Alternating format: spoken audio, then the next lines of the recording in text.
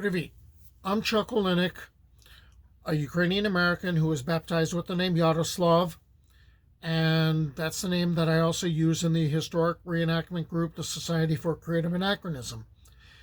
And what I've been doing is putting together a video series exploring Slavic mythology and Slavic folklore. Well, I did a video just before this one that was to cover the Siriny.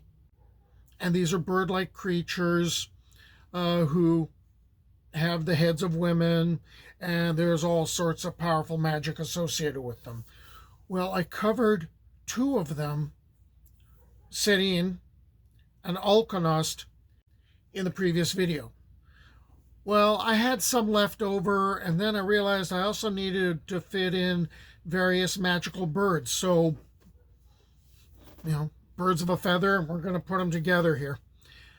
And so what we're going to do now is we're going to take a look at, another one, Gamayun. And Gamayun is a prophetic bird of Slavic folklore, except that unlike Siryn and Alkonost, she didn't originate in the Rus lands, or actually even in, amongst the Greeks, because there's kind of a siren harpy connection with the other two Siriny that I mentioned. Instead, her origins tend to be from Persia.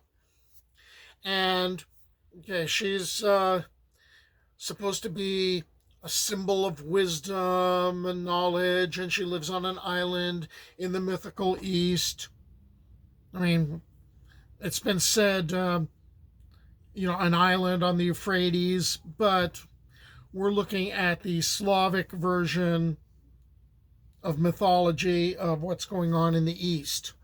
And she is supposed to spread divine messages and prophecies because she knows everything about all creation, about the gods and the heroes and man. And she's normally illustrated, like the other Siriny, as a woman's head on a bird's body, and the bird has really big wings. From the 17th to the 19th centuries, Gamayun undergoes a bit of a change in appearance. We've got to take a look at this painting by Viktor Vasnetsov, and it's Gamayun, the prophecy bird. Right? So it's like from 1897. So it's a year after he painted the one with Siryn and Alkonost. And there's a description that starts showing up during this time period of Gamayun flies with the help of a long tail, except the long tail isn't really covered, isn't like bird feathers. It's more like a snake's tail. And she evidently just is using that in flight. Well, that's kind of a weird connection to the god she's supposed to be associated with, Veles, who is the god of the underworld, who in some descriptions is described as having a snake's tail. Now, Gamayun is never depicted with any of the other Siriny. Gamayun flies alone. And part of the reason for this is because she knows everything about men and the heroes and the animals and the gods themselves and their true natures, and she's the keeper of secrets regarding the world and man's creation. And her image is supposed to represent happiness and prosperity and harmony, and she's essentially a messenger for peace, sings beautiful melodies, and her hymns are believed to be divine and to have magical properties. Her voice is difficult to understand and decipher, but the few humans that can figure out what she's saying have their futures read, and they become wealthy, as a gift. Our next Siriny, we're getting a twofer here. Obida and Div. And Obida, she's a maiden with swan's wings, and if she shows up, that's kind of your signal that bad times are ahead for the people. So you could have a really barren period as far as farming, so I guess famine would be the next step, and war would possibly be coming. And her name can mean, wrong or injustice or offense. I know that in Bulgarian it's insult. And unless Obida is invoked and appeased, although I have no idea why you'd want to invoke her, she's going to lay waste to everything. And Obida has shown up in different things I've looked at with Div. And Div is another magical bird of ill omen who has the wings of an eagle. And they both show up in this medieval epic, The Lay of Prince Igor. Sometimes it's called The Campaign of Prince Igor. Sorry, I Americanized the name. It should be Ihor. And that's a Rus tale of a military campaign that basically turns into a disaster. So it's a bit like the Song of Roland for France. And Obida's appearance in the tale is bad enough as Prince Igor marches off to war. But the thing is, now you have Div showing up, and Div appears as the forces of nature combined, right, into a single force, and they're barring Ihor's way to his enemy, and then they're signaling disaster, and then basically leading Ihor to his enemies. And it's a very typical Slavic tale of doom, ugliness, death. All right, but that takes care of those two. And our next bird actually is a bird, and this is Rarog. The Rarog, or Rarog's tale. Rarog is more of a Russian thing. Rarog is more of a Ukrainian thing. This is to show you how diverse the mythology gets amongst the different Slavic groups. In Ukrainian, Czech, and Slovak mythology, the Rarog is a fire demon. And it's usually depicted as a falcon, and the falcon is pretty much on fire. Sort of phoenix-like there. And falcons are a big deal in Slavic culture, especially in Ukraine, because sometimes the trezub, the trident, the national emblem of the Ukrainians, sometimes gets depicted as a falcon, or maybe a rarog.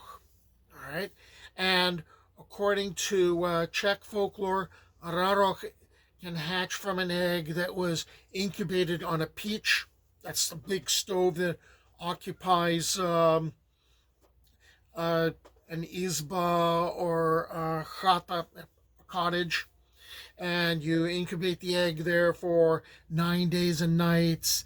And when the rarog hatches, it can show up as either a fiery falcon or a dragon.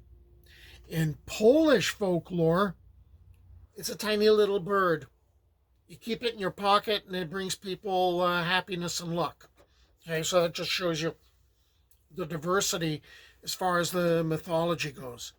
Okay, so next we move to another bird called a stratim. Okay. Stratim stories show up around, I think, the 15th, 16th centuries. So maybe she's just basically a story that got created later on, but sort of, gets added to the mythology, and she's supposed to be the mother of all birds. Her body's supposed to be so big that her right wing can cover the world. And she lives in an ocean, births her children there, and she's often mentioned in connection with the Slavic god of the winds, Stribog. And maybe it's actually Stribog who turns into Stratim. But Stratim basically, as far as she's invoked by sailors because she could influence the weather and create storms that could drown ships and, all sorts of badness. So you got to throw her name up in there. All right, if you're going to talk about birds and Slavic folklore, you have to talk about the firebird. And in the Slavic mythology and folklore, the firebird, Ukrainians call her Zhartitsa. That she's a magical and prophetic, glowing or burning bird from a faraway land, and her appearance is both a blessing and a harbinger of doom if you capture the firebird. She's a large bird, majestic plumage, and plumage goes brightly with red and orange and yellow, and it's like a bonfire after the flames have pretty much gone out and you got the glowing coals. The feathers don't cease glowing once they're removed. A single feather can light up a large room unless it's concealed. And in later iconography, the form of the firebird is usually that of a smallish, fire-colored falcon. And it's got a crest on its head, and the tail feathers have glowing eyes. All right? Beautiful, but dangerous, and apparently the firebird shows no signs of friendliness at all. And it's kind of connected with the phoenix because the Slavic firebird finishes its life in autumn and gets revived in the spring and brings people joy with its singing and beauty.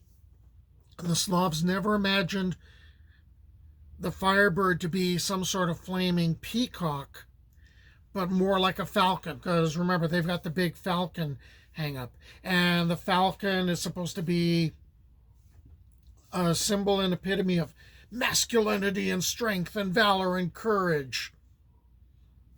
All right. Just like the firebird. A typical role of the firebird in fairy tales is as an object of a difficult quest. The quest is usually initiated by finding a lost tail feather, at which point the hero sets out to find and capture the live bird, sometimes of his own accord, but usually at the bidding of a father or king. And there's like a whole bunch of different versions of the firebird story. The last bird-like thing we're going to look at is something out of Serbian mythology, and it's called a sikavav.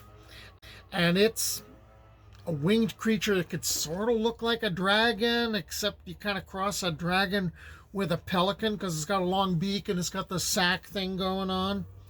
And it's believed that the way you get one is a woman gets an egg from a black hen, and she's going to carry this egg under her arm for 40 days, during which time she's not supposed to go to confession, she's not supposed to cut her nails or wash her face or pray, and she waits until it hatches.